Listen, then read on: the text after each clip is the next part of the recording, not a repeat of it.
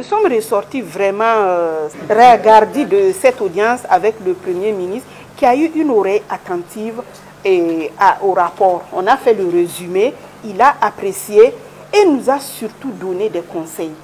Il nous a demandé d'aller encore au plus près des populations, non seulement pour nous rendre plus visibles, mais également nous rendre accompagner, en tout cas, les préoccupations de l'heure.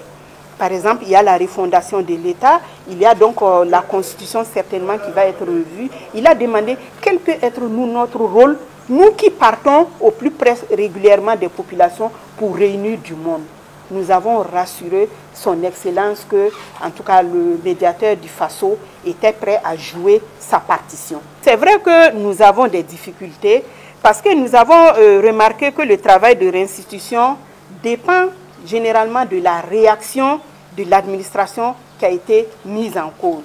Donc, si cette administration ne nous répond pas avec célérité dans les meilleurs délais, il va sans dire que le traitement du dossier du médiateur du Faso va traîner et va prendre du temps, ce qui va donner vraiment l'impression que le médiateur ne fait pas grand-chose.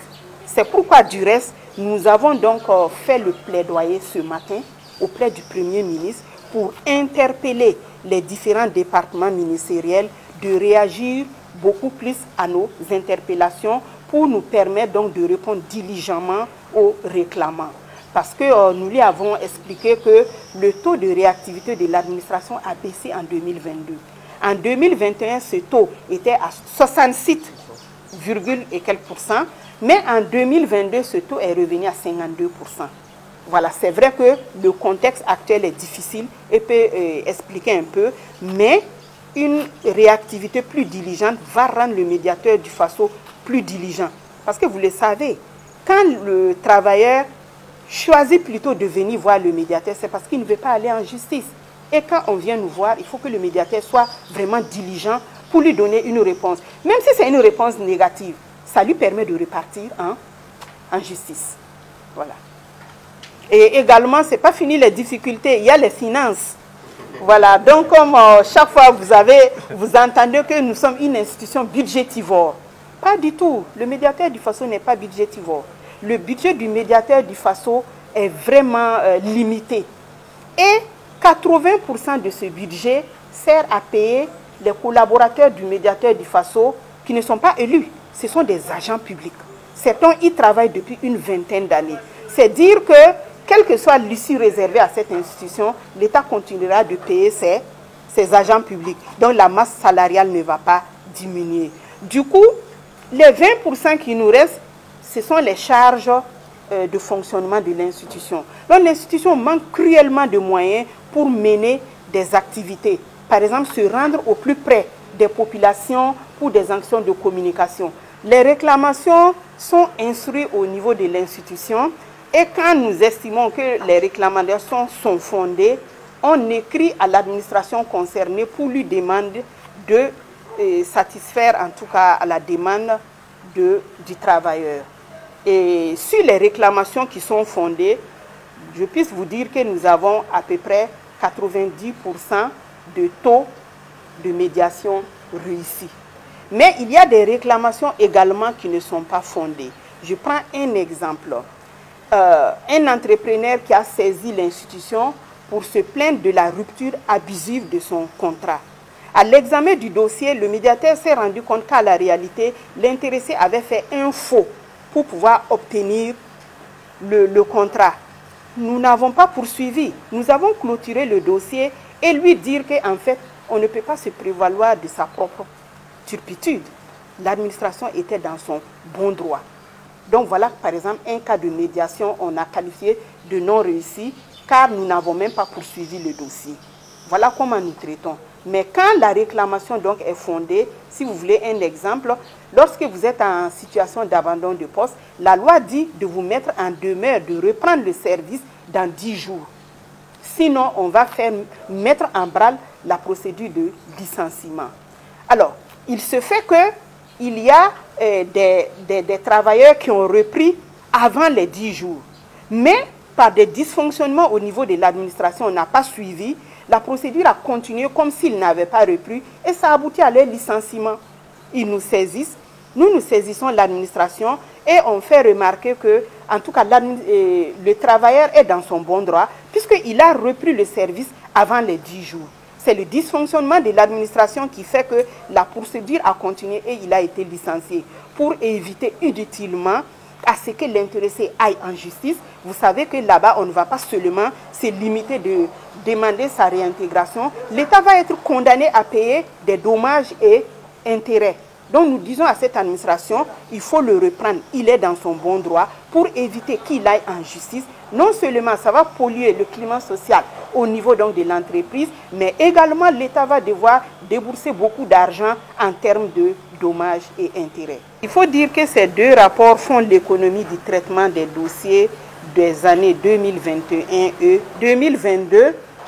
Alors concernant l'année 2021, concernant d'abord le traitement des dossiers, qui constitue du reste la pierre angulaire de notre travail, le médiateur du FASO a instruit au total 6 286 réclamations à travers 740 dossiers. Et en 2002 justement, en 2022, nous avons instruit 840 dossiers qui a concerné 11 033 plaignants. Alors, s'agissant du rapport donc, de 2021, le traitement donc, des dossiers ont concerné plusieurs sortes de dossiers. Des dossiers donc, de réclamation de salaire, des dossiers de licenciement que les intéressés considèrent abusifs, les dossiers donc, comment dirais-je encore, de carrière tout simplement des agents publics. Alors, en 2022, les statistiques ont révélé une hausse de la saisine de notre institution. Une hausse de plus de 14% par rapport à 2021. Également, nous avons donc noté que plusieurs institutions ont été mises en cause. Il s'agit donc des institutions de la République, des ministères, et des départements, et en tout cas des organismes à capitaux publics, et également des personnes physiques ou morales de droit public, privé plutôt. Nous avons même des ordres professionnels qui ont été mis en cause, comme par exemple également des structures internationales et étrangères. Il est important donc également d'indiquer qu'à côté du traitement des dossiers de réclamation, le médiateur du FASO a fait un certain nombre de plaidoyers pour la cohésion sociale et également pour le mieux vivre ensemble. À ce titre, pour 2021, nous pouvons vous citer le plaidoyer pour le renforcement de la lutte contre le terrorisme, le plaidoyer pour la réouverture du lycée Philippe Zenda Kaboré, comme vous le savez, qui est fermé depuis un certain temps. Et également, le plaidoyer pour le soutien des veuves et orphelins et des forces de défense et de sécurité qui sont tombées sur le champ de bataille. Mais je puisse vous dire déjà que ce plaidoyer a eu un écho favorable, puisque en juin dernier, l'ALT vient donc de voter la loi qui protège les pupilles de la nation, comme nous l'avons recommandé. Nous avons donc également le plaidoyer pour l'allègement de la situation de la vie chère au Burkina Faso en 2021, le plaidoyer pour la réfection du lycée Nelson Mandela, le plaidoyer pour la construction et l'entretien de latrines publiques, ça c'est en 2022, dans les grandes villes du Burkina Faso. Au cours de nos audiences foraines, beaucoup donc de citoyens nous ont saisis pour dire que dans les grandes villes comme Ouaga et Bobo, lorsque vous êtes en ville, il est difficile d'avoir donc des latrines publiques en cas de besoin. Donc nous avons donc interpellé l'État sur cet état de fait. Nous avons également fait le plaidoyer pour le maintien du dépôt de la caisse et de consignation, avec vraiment beaucoup de réformes pour que cette caisse soit plus performante. Alors, à côté de tout cela, il faut signaler que le médiateur du FASO œuvre à la cohésion sociale à travers plusieurs actions. C'est ainsi que nous avons, outre, il faut le dire, les messages de paix, de solidarité et d'union que nous distillons au cours donc de nos différentes sorties, sensibilisation, audiences foraines. Le médiateur du FASO a effectué des autosaisines nous nous sommes autosaisis de certaines questions, en tout cas difficiles, du pays. C'est en cela que nous nous sommes autosaisis dans la crise au sein de l'université Nazi Boni. On s'en souvient que cette crise avait secoué donc l'administration universitaire et le médiateur est intervenu à la suite. Nous avons fait beaucoup de recommandations à l'endroit du gouvernement, à l'endroit donc du ministre en charge de l'enseignement supérieur et également en tout cas à l'endroit des différentes structures qui étaient mises en cause comme le CENU et même au niveau des transports, la Sotraco. Nous avons également fait des recommandations pour que les étudiants soient dorénavant un peu plus à l'aise. Également même recommander à long terme la construction d'un amphithéâtre parce que nous sommes allés sur le terrain, on a vu qu'il y a des étudiants qui restent carrément dehors, d'autres accrochés au niveau des fenêtres pour prendre les cours. Donc c'est tout ça qui exacerbe les difficultés. Nous nous sommes également autosaisis de la crise qui est liée au projet de restauration du minaret de la grande mosquée de Djoulasoba. Aujourd'hui, en tout cas, ces choses fait suite à notre intervention, le calme est revenu et ces travaux ont pu être faits vraiment dans un climat social apaisé. Alors, il y a aussi que l'institution mène des activités de sensibilisation pour, et à travers nos audiences forums, comme je le disais tantôt, pour sensibiliser les populations. À ce titre, on peut noter avec satisfaction, en 2022, la tenue de 9 audiences foraines au niveau des différentes régions. Sauf nous n'avons pas pu aller dans 3 régions où l'accès est actuellement très difficile.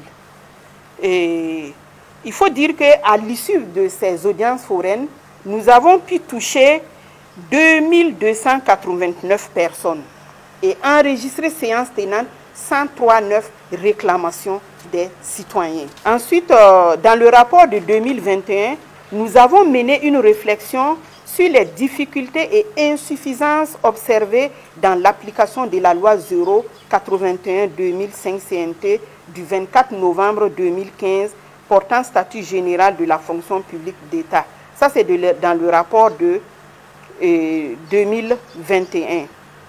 Et dans le rapport d'activité de 2022, la réflexion a porté sur la carrière administrative des agents en situation d'abandon de poste ou en refus de rejoindre le poste assigné. Alors, ces différentes réflexions se sont soldées par des recommandations tendant à gérer efficacement ces questions. Ces 2 thèmes ont été choisis eu égard à la récurrence des réclamations qui concernaient l'application donc de cette loi. C'est pourquoi nous avons donc tenu à faire des recommandations à l'administration pour une meilleure prise en compte de la carrière des agents publics et pour l'apaisement également du climat social à ce niveau.